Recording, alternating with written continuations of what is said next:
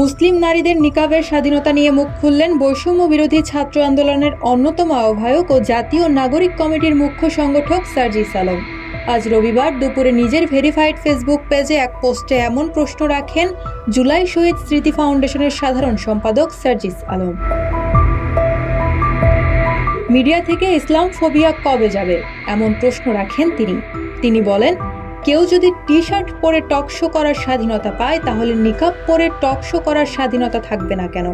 এ সময় তিনি উদাহরণ টেনে বলে, রাজপথের সহযোদ্ধা নাফিসা ইসলাম যদি নিকাব পরে খুনি হাসিনার বিরুদ্ধে রাজপথে নামতে পারে তাহলে টক শোতে অংশ নিতে পারবে না কেন? এ সময় তিনি একটি বেসরকারি টেলিভিশনের কথা উল্লেখ করেন, তবে কোনো প্রেক্ষিতে হঠাৎ এমন মন্তব্য করেছেন